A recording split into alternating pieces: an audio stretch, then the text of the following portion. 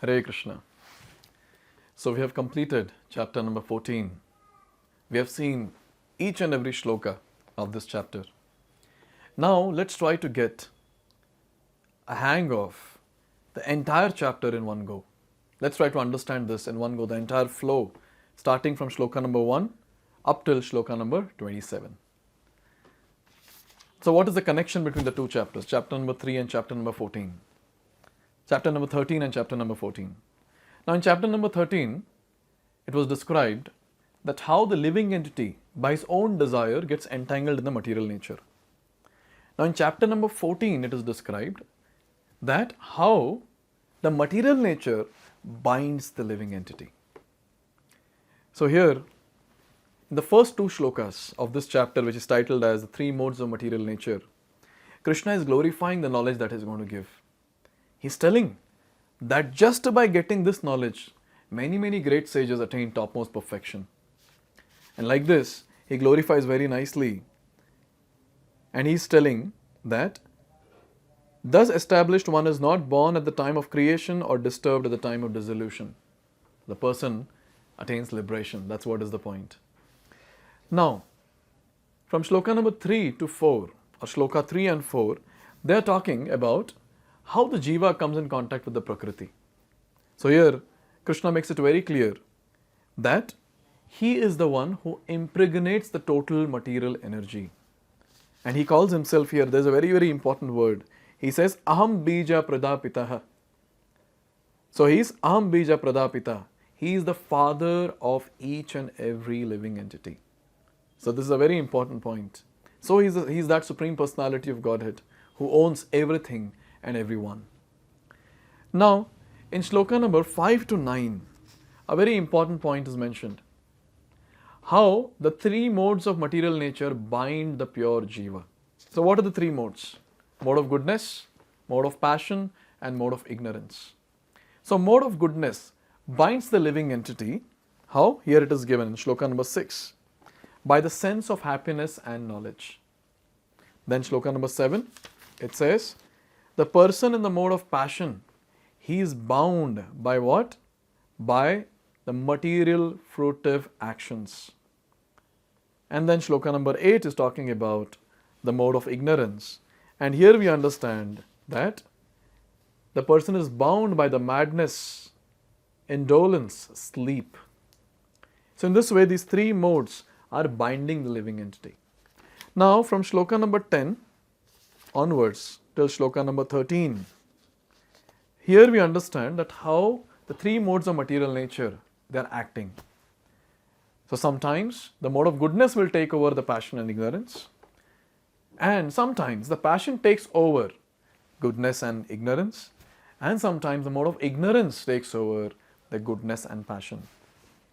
So here a very practical lesson for all of us, that in general we cannot say that this person is going to remain like this forever, because with time, in different circumstances, either the mode of goodness or the mode of passion or the mode of ignorance is going to lead, and accordingly the behavior of the person will change. So many times people say that oh, you have changed so much. Obviously I will change because I am in the three modes of material nature. So this is the point. Now when the mode of goodness takes over, what happens? Here it is very nicely given in shloka number 11, that all the gates of the body are illuminated by knowledge. When the passion takes over, there is increased attachment, a great attachment, fruitive activity, person endeavors like anything, and there are uncontrolled desires and hankerings. And when the ignorance leads the other two, here it is given that darkness, inertia, madness and illusion are manifested. So after this, Krishna is describing from shloka number 14 to 18, the effects of conditioning of these three modes. So here in chapter 14 and 15, Krishna is describing the destination, what these different personalities will get in the three modes of material nature.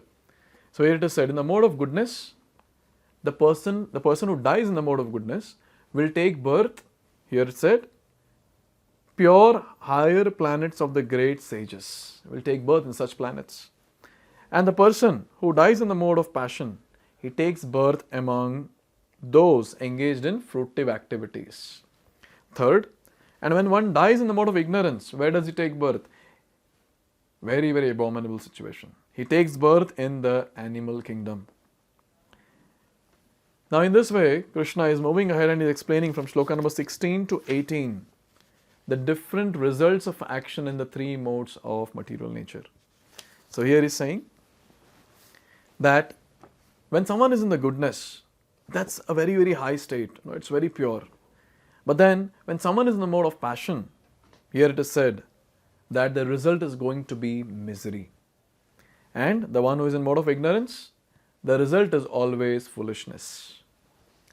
And he's continuing very nicely here, where Krishna makes a strong point saying that the mode of goodness leads to real knowledge. Second, the mode of passion leads to greater greed, so greed develops.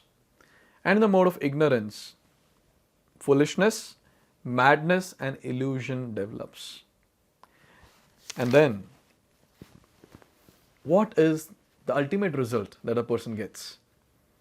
A very nice shloka, shloka number 18, where it is said, in the mode of goodness, the person goes to higher planetary systems. So his destination is higher planetary systems. And the person in the mode of passion will live on this earthly planet. And the person in the mode of ignorance will go down to the hellish worlds. So in this way, these are distinct three destinations of the person, of the personalities in the three different modes of material nature. Now having said this, from shloka number 19 to 27, Krishna is making strong points and giving a solution to get out from this entanglement of three modes of material nature. Very, very important section. So here, in shloka number 19, Krishna is making a point that who can actually break or who can actually get disentangled from this entanglement of three modes of material nature? A person who sees the material nature as the doer and Krishna, the Supreme Personality of Godhead, as above the three modes of material nature. And then he continues.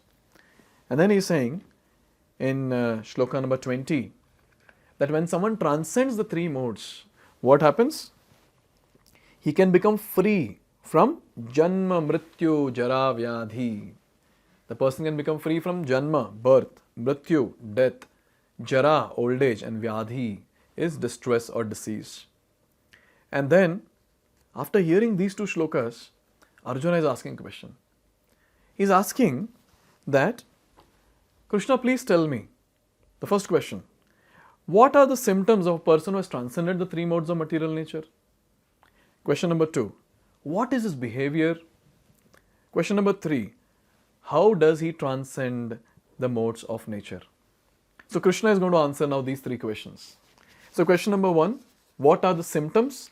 That Krishna is answering in shloka number 22. So what are the symptoms? Here it is said. A person who has transcended three modes of material nature does not hate illumination, attachment and delusion when they are present or long for them when they disappear. So this is the symptom.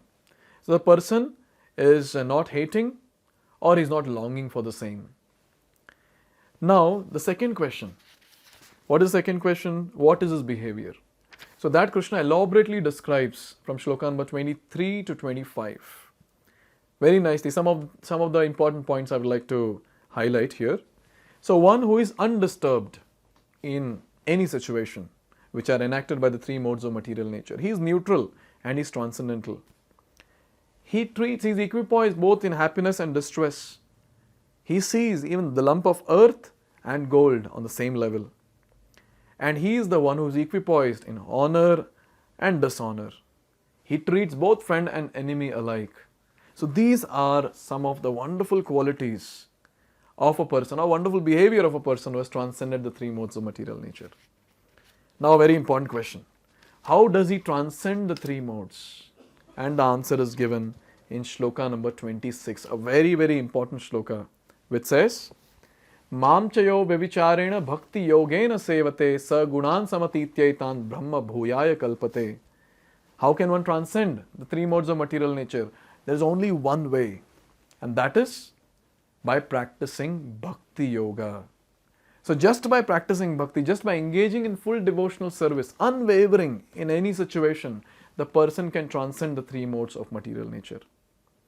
And finally, in Shloka number 27, Krishna is making a very, very important point. So Shloka number 26 says, the one who transcends the three modes of material nature reaches Brahman. Now in Shloka number 26, Krishna is talking about what is the source of Brahman.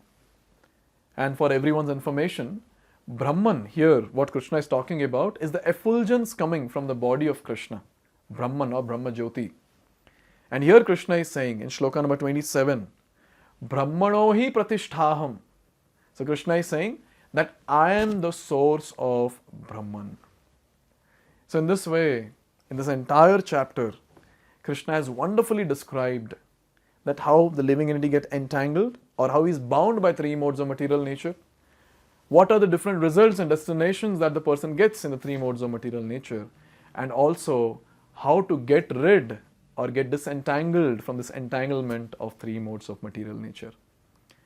One thing is for sure, that the topmost anga of bhakti is chanting the holy names.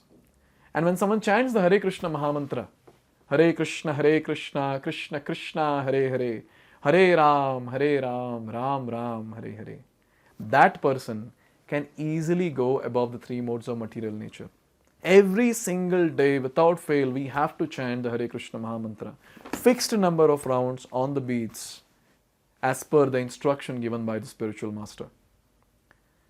So in this way, in the entire 14th chapter, Krishna gives the topmost knowledge. The knowledge which can help the practitioner to go above three modes of material nature and attain ultimate perfection. Now after having said this, Krishna is going to make a very, very important point again in chapter number 15. So let's start this wonderful chapter, chapter number 15, titled The Yoga of the Supreme Person, from next video onwards. Hare Krishna.